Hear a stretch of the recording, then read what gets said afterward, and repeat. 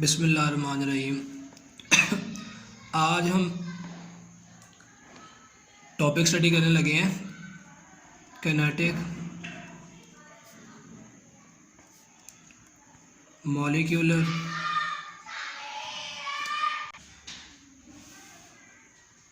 Theory of gases. Basically ये chapter हमारे पास जो है ये चैप्टर हमारे पास थर्मोडायनेमिक्स की अगर डेफिनेशन करें तो ये हमारे पास फिज़िक्स की वो ब्रांच बनती है जिसमें हम स्टडी करते हैं हीट के ट्रांसफ़र को, प्लस हीट के ट्रांसफ़र की वजह से जो इफ़ेक्ट पैदा होता है मॉलिक्यूल्स ऑफ गैस के ऊपर, उसको हम स्टडी करते हैं। तो अगर हम इसकी डेफिनेशन करें तो branch of physics which deals study of transfer of heat and the transfer of and the effect which is produced by the heat onto the molecules of gas। अब यहाँ पर इस चैप्टर की जो एक की पॉइंट है जिसको हमें पता होना चाहिए वो हमारे पास क्या बनता है, उसको हम बोलते हैं पॉइंट मास। पॉइंट मास या इसको हम ये कह सकते हैं कि पॉइंट मास को हम एक और टर्म में डिफ़ाइन करते हैं, लेकिन हम सबसे पहले पॉइंट मास को डिफ़ाइन करेंगे कि पॉइंट मास हमारे पास वो छोटा सा मास होता है, यानी smallest quantity of mass which is considered as zero gravity molecule, यानी जिसके ऊपर कोई भी ग्रेविटी की जो फोर्स है वो अमल नहीं कर रही। और ये बात आपने याद रखना है कि ये हमारे पास क्या है, अज्यूम्ड, इसको हम कंसीडर्ड करते हैं। ये बात आपने याद रखनी है कि ये हमारे पास अज्यूम्ड है, ठीक है, समझ आ गई ना। उसके बाद हमारे पास जो अगली चीज़ आती है इस चैप्टर से रिलेटेड वो है हमारे पास ideal gas. What is ideal gas? Ideal gas की बहुत सारी डेफिनेशंस बनती हैं, जिसमें इसमें हमारे पास जो एक डेफिनेशन है कि इसके जो मॉलिक्यूल होते हैं, molecules of ideal gas is formed by point masses. यानी हम ये कहते हैं कि इस आइडियल गैस के जो मॉलिक्यूल्स होते हैं वो इतने, जो मॉलिक्यूल्स हमारे पास होते हैं वो पॉइंट मासेस के तौर पर होते हैं। यानी हम इसको ये भी कह सकते हैं कि हमारे पास जब उनके ऊपर ग्रेविटी ज़ीरो है तो वो जो हमारे पास जो मॉलिक्यूल होंगे उनकी जो पोटेंशियल एनर्जी होगी वो हमारे पास क्या होगी, ज़ीरो होगी। यानी कि जब हमारे पास g की वैल्यू यानी ग्रेविटेशनल एक्सेलरेशन ज़ीरो होगा तो p is equal to mgh, तो ये हमारे पास ज़ीरो के बराबर आ जाएगी पोटेंशियल एनर्जी। ठीक हो गया। यहाँ पे एक पॉइंट मैं क्लियर करूँ कि अज्यूम का मतलब है फ़र्ज़ करना, यानी कंसीडर करना। Kinetic molecular theory of gas से जो रिलेटेड एक हमारे पास क्वेश्चन है वो है हमारे पास प्रेशर ऑफ गैस। यानी हमने प्रेशर ऑफ गैस जो है उसको हमने क्या करना है, फाइंड करना है। अब इस टॉपिक को समझने से पहले इसके कुछ की पॉइंट्स हैं जो आपने याद रखने हैं, कि जो हमने कुछ बातें जो आपको जहन में बैठ जानी चाहिए कि की पॉइंट में हमारे पास सबसे पहली बात तो ये आती है कि आपने एक बात का ख्याल रखना है कि जो मॉलिक्यूल है वो हमारे पास बहुत छोटे छोटे मॉलिक्यूल हैं, आइडियल गैस के मॉलिक्यूल है। तो हमने जो फोर्स फाइंड करनी है, फोर्स हमने फाइंड करनी है F is equal to delta P over delta T, क्योंकि प्रेशर का जो हमारे पास फार्मूला होता है वो होता है P is equal to F over A, ठीक है। उसके बाद इसमें हमारे पास डेंसिटी का फार्मूला भी इस्तेमाल होगा। डेंसिटी हमारे पास होती है मास पर यूनिट वॉल्यूम, ठीक है। और एक हमारे पास इसमें फार्मूला इस्तेमाल होगा, उसको हम बोलते हैं रूट मीन स्क्वायर वेलोसिटी। अब रूट मीन स्क्वायर वेलोसिटी को थोड़ा सा मैं डिफ़ाइन कर देता हूँ कि रूट मीन स्क्वायर वेलोसिटी ये है कि ये देखें, ये मेरे पास एक कंटेनर है, इस कंटेनर में मेरे पास मॉलिक्यूल्स मौजूद हैं।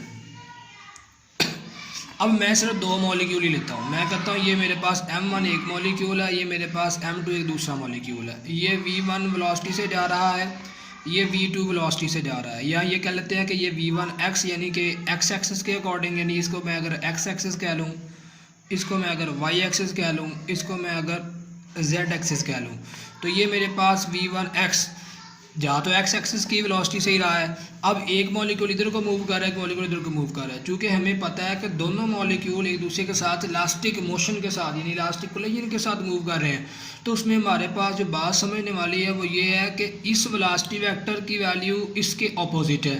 अगर हम इसका एवरेज लेते हैं टोटल वैल्यू में, मतलब हमारे पास जो एवरेज लेते हैं, हम लेते हैं जी जो हमारे पास वैल्यू होती है, हमारे पास जो पहली वैल्यू है उसको लेंगे और जो दूसरी वैल्यू है उसको लेंगे और टोटल नंबर से डिवाइड कर देंगे।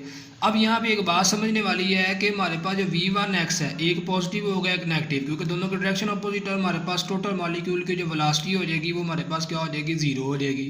ठीक हो गया। अब ऐसा रियलिटी में मुमकिन तो नहीं है, क्योंकि हमने कहा कि मॉलिक्यूल जो होते हैं वो कंटिन्यूसली मोशन होते हैं, वो रैंडम मोशन कर रहे होते हैं और उनकी वेलोसिटी तो कभी भी 0 नहीं हो सकती। तो इस चीज़ को ओवरकम करने के लिए हम रूट मीन स्क्वायर, ठीक है, इसके हम लेते हैं जी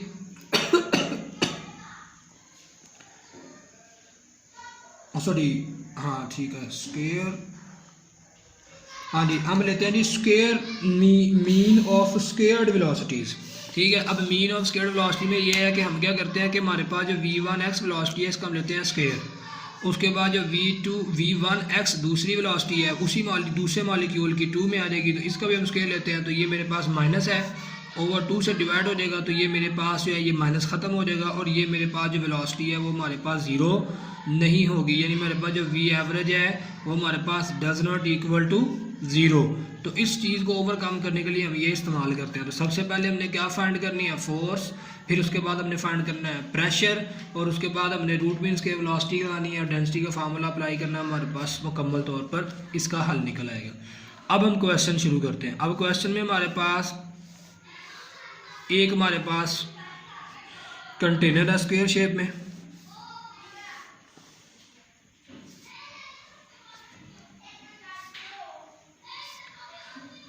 अब ये जो स्क्वायर शेप में मेरे पास कंटेनर है इसकी कुछ साइड्स हैं। ये जो हमारे पास कॉर्नर है ए, ये बी, ये सी, ये डी, ये ई, ये जी, ये एच, ये एफ। अब इस वाली एक्सिस को हम कह देते हैं जेड एक्सिस, जैसे बुक में उसने डिफाइन किया हुआ है। इसको हम कह देते हैं एक्स एक्सिस, वैसे आप जिसको मर्जी एक्स जिसको मर्जी आप वाई बोल सकते हैं, इसको हम वाई कह देते हैं। ये हमारे पास ओरिजिन है। अब आपने ये बात याद रखनी है कि ये जो कंटेनर है ये हमारे पास बहुत सारे नंबर ऑफ मॉलिक्यूल्स के ऊपर मुश्तमिल है। ठीक है, यानी इसमें हमारे पास n नंबर ऑफ मॉलिक्यूल्स हैं जो गिने नहीं जा सकते, और हमारे पास जो मॉलिक्यूल्स हैं वो क्या है, रैंडम मोशन में है। ठीक है, इसका मतलब है कि हमारे पास जो मॉलिक्यूल्स हैं वो A B C D, A E G B, F G C D, F और F H G E F, इन चारों साइडों के साथ वो मॉलिक्यूल क्या टकरा रहे हैं। हम करेंगे ये कि हम सिर्फ एक साइड का जो है वो फोर्स फाइंड कर लेंगे और बाकी साइड की फोर्स तक एक जैसी होगी, क्योंकि मॉलिक्यूल्स हैं वो क्या कर रहे हैं, इलास्टिक मोशन और इलास्टिक कोलिजन कर रहे हैं। इलास्टिक कोलिजन में किनेटिक एनर्जी जो है वो लूज नहीं होती। तो हमने सबसे पहले फोर्स को ड्राइव करना है। फोर्स को ड्राइव करने से पहले हमें डेल्टा पी यानी चेंज इन मोमेंटम ड्राइव करना पड़ेगा, जो मेरे पास बराबर है final momentum minus initial momentum. समझ आ रही है ना? ठीक है ना। अब यहाँ पे हमने क्या करना है, हमने यहाँ से कंसीडर करना है कि एक हमारे पास मॉलिक्यूल है जिसको हमने बात करनी है, ये M1 है। ये मूव कर रहा है इस साइड से इस ABCD A की तरफ with the velocity of V1x। ठीक है, अब जब ये मूव कर रहा है तो हमारे पास जो इसका इनिशियल मोमेंटम होगा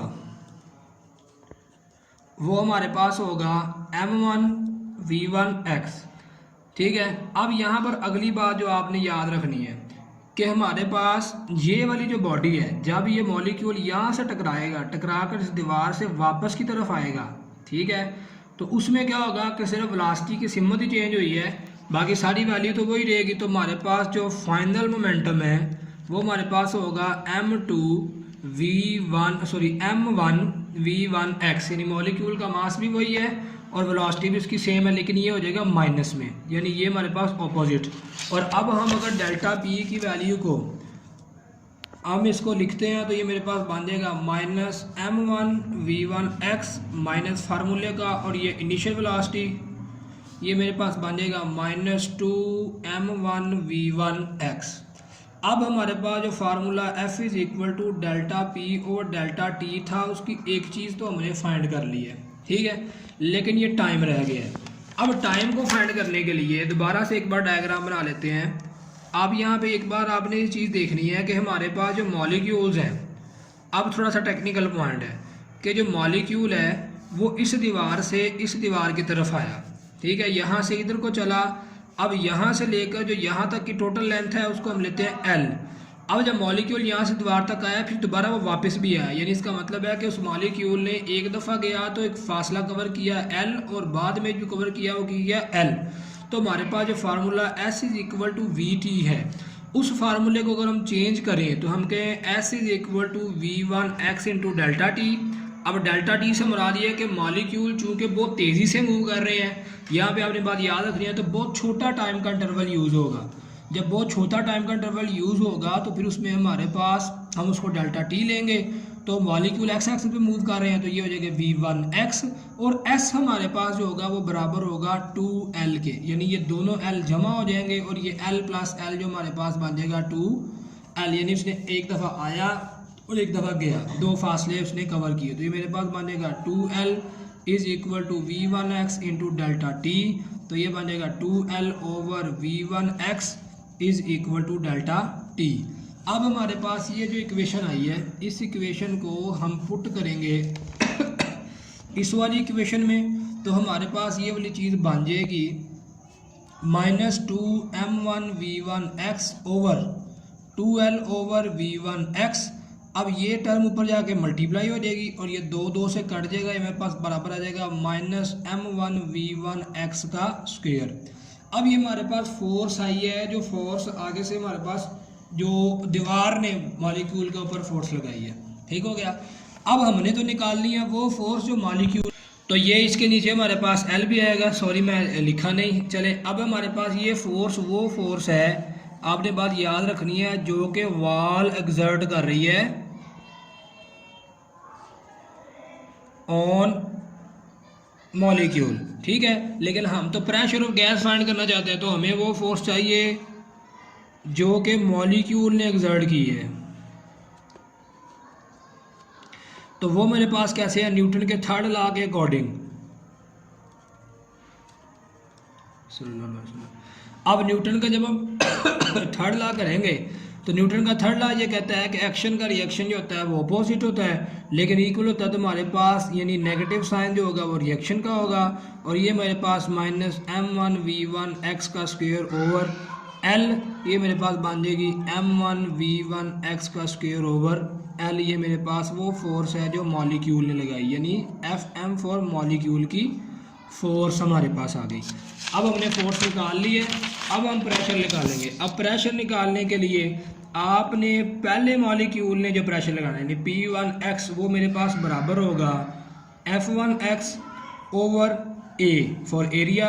तो ये मेरे पास टर्म बन जाएगी m1v1x का square over L whole divided by L square, क्योंकि एरिया जो होता है वो लेंथ मल्टीप्लाई बाय विड्थ होता है, ठीक है। तो ये मेरे पास बन जाएगी m1v1x का स्क्वायर ओवर L क्यूब। अब ये मेरे पास प्रेशर आया है एक मॉलिक्यूल का। अब मैंने प्रेशर फाइंड करना है टोटल एक्स एक्सिस पे जितने मॉलिक्यूल्स हैं उनका, ठीक है। उसके लिए मुझे क्या करना पड़ेगा उसके लिए वही चीज़ होगी, मेरे पास जो Px होगा वो पास बराबर आ जाएगा P1x प्लस P2x और प्लस ऐसे सो ऑन Pnx। इसकी वैल्यू अगर आप पुट करते हैं तो ये मेरे पास बन जाती है m1 v1x का square over L cube plus m2 v2x का स्क्वायर ओवर एल क्यूब और ये so on plus m3 vnx का स्क्वायर ओवर एल क्यूब। अब जो चीज़ें कॉमन है उन चीज़ों को कॉमन निकाल लें। तो ये हमारे पास जो यहाँ पर एक चीज़ जो आपने याद रखनी है, 1/L³ तो कॉमन आएगा ही आएगा, एक टर्म और कॉमन आएगी, क्योंकि तमाम मॉलिक्यूल जो हैं वो किससे ताल्लुक़ रखते हैं, आइडियल गैस से। ये पॉइंट आपने याद रखना है। तो m1 जो होगा बराबर होगा m2 के, बराबर होगा m3 के, बराबर होगा mn के। हो गया। तो हमारे पास m बाहर आ जाएगा और अंदर हमारे पास आ जाएगी v1x का स्क्वायर प्लस v2x का स्क्वायर और ये प्लस सो ऑन vnx का स्क्वायर। अब यहाँ पर एक बात आपने याद रखनी है, हमने निकालना है मीन स्क्वायर, यानी स्क्वायर तो हमने निकाल लिया, अब इसको मीन में भी कन्वर्ट करना है। उसमें कन्वर्ट करने के लिए हमें मास निकालना पड़ेगा, क्योंकि मॉलिक्यूल बहुत छोटा है। जैसे मैंने बताया कि आइडियल गैस का मॉलिक्यूल है, बहुत ही छोटा है, हमने उसको कंसीडर किया है कि उस पर ग्रेविटी अमल नहीं करती। तो हमने यहाँ से मास निकालना है। तो हमने कैसे निकालना है कि टोटल डेंसिटी, जो हमारे पास टोटल डेंसिटी ऑफ गैस है,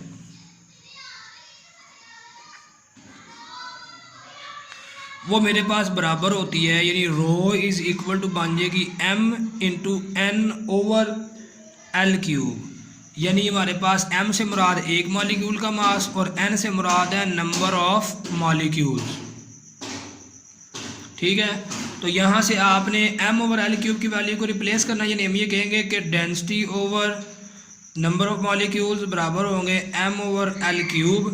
इस वैल्यू को हम क्या करेंगे, रिप्लेस करेंगे। जब हम रिप्लेस करेंगे तो ये मेरे पास जो px जो मेरे पास टोटल है वो मेरे पास बन जाएगा density of molecule over n into v1x square plus v2x square और ये सो ऑन vnx स्क्वायर। अब इस n को इसके नीचे हम डिवाइड करते हैं, तो मेरे पास जो px है वो मेरे पास बन जाएगा यहाँ पे डेंसिटी इंटू v1x का स्क्वायर प्लस v2x का square plus so on vnx का स्क्वायर ओवर n। ये जैसे मैंने आपको पहले बताया था, ये मेरे पास बन जाएगी मीन स्केयर वेलोसिटी। तो मीन स्केयर वेलोसिटी को आपके चैप्टर में हमने इस तरह जो है इसको हमने लिखते हैं कि इस तरह आपने ब्रैकेट्स डालनी है और ये मेरे पास vx का क्या बन जाएगा, स्केयर, यानी मीन स्केयर यानी टोटल x एक्सिस की वेलोसिटी। ये मेरे पास बन जाएगा px, यानी x एक्सिस की सिमत में प्रेशर। इसी तरह py में होगा, तो यहाँ पे सिर्फ और सिर्फ आपने वेलोसिटी की वैल्यू को चेंज करना है, बाकी किसी को चेंज नहीं करना। इसी तरह ये मेरे पास vz यानी z एक्सिस के अकॉर्डिंग। ठीक हो गया। अब हमने ये तो थे हमारे पास एक एक एक्सिस के, अब हमने फाइंड करना है टोटल डब्बे का, यानी टोटल जो हमारे पास जो कंटेनर है अब उसका करना है हमने प्रेशर फाइंड। तो उसके लिए हमें इस बात का पता होना चाहिए कि हमारे पास जो है vx है ये बराबर है vy के। जैसे मैंने आपको बताया था कि वेलोसिटी लूज़ नहीं हो रही, क्योंकि किनेटिक एनर्जी जो है वो कंजर्व है, क्योंकि इलास्टिक कोलिजन चल रहा है तो ये कंजर्व होगी। इस वजह से हमारे पास जो टोटल मीन स्केयर वेलोसिटी बराबर होगी इन तीनों वेलोसिटी के मजमूए के। ठीक हो गया। तो y वाली वेलोसिटी को भी आप अगर x लिख लें तो उसमें कोई ऐसा प्रॉब्लम नहीं है। ठीक है। तो ये मेरे पास बन जाएगी 3vx, मीन स्केयर वेलोसिटी है, vx निकालनी है, तो ये बन जाएगी velocity of total container divided by 3 into vx। ठीक हो गया। अब ये वाली जो वैल्यू है हम यहाँ पे पुट कर देंगे। ठीक है। तो मेरे पास जो टोटल प्रेशर है वो आ जाएगा रो ओवर 3 इंटू वी, यानी जो हमारे पास मीन स्केयर वेलोसिटी है ये उसके क्या आ जाएगा, स्केयर लिखा ही नहीं, सॉरी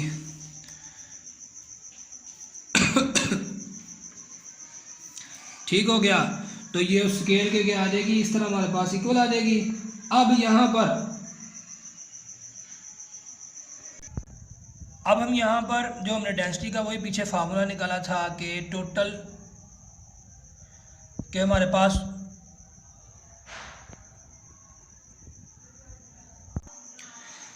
अब हमारे पास जो डेंसिटी है वो मेरे पास बराबर थी mass of one molecule number of molecule over हमारे पास बन जाती है ये वॉल्यूम के, यानी V फॉर वॉल्यूम। तो यहाँ पर हम क्या करेंगे कि ये डेंसिटी की वैल्यू इधर पुट करेंगे, तो ये मेरे पास बन जाएगी 1/3 into M into N over V into velocity जो मीन स्केयर है उसका क्या आ जाएगा हमारे पास स्केयर। अब हम इस इक्वेशन को 2 से मल्टीप्लाई 2 से डिवाइड करेंगे। जब हम 2 से मल्टीप्लाई और 2 से डिवाइड करेंगे ये मास को अंदर ले जाएंगे और ये 1/2 वाली रकम को भी अंदर ले जाएंगे, तो ये n हमारे पास इधर ही रह जाएगा, v इधर ही रह जाएगा और ये मेरे पास m इंटू वी का स्क्वायर आ जाएगा। अब ये 1/2 जो इसके पास जाएगा तो ये मेरे पास बन जाएगी 3 लिखा ही नहीं, 1/3 भी इसके साथ आएगा। ठीक है, ये वाला 1/3 उसी तरह एज इट इज़ जो तरह आएगा, तो ये मेरे पास 2/3 एन वी फॉर वॉल्यूम और ये मेरे पास किसके बराबर आ जाएगा किनेटिक एनर्जी के। अब नंबर ऑफ मॉलिक्यूल्स भी कांस्टेंट है तो हमारे पास वॉल्यूम भी कांस्टेंट है, 2 और 3 भी कांस्टेंट है। तो यहाँ से हमारे पास एक चीज़ जो है वो हमारे पास प्रूव होती है कि हमारे पास जो प्रेशर ऑफ गैस है वो डायरेक्ट प्रोपोर्शनल है किसके, kinetic energy of the molecules पे। अब हम इसी इक्वेशन को इसी जो हमारे पास जो फार्मूला निकला है बेसिकली अगर हम इस फार्मूले को एक और टर्म में लिखें तो ये मेरे पास फार्मूला निकल सकता है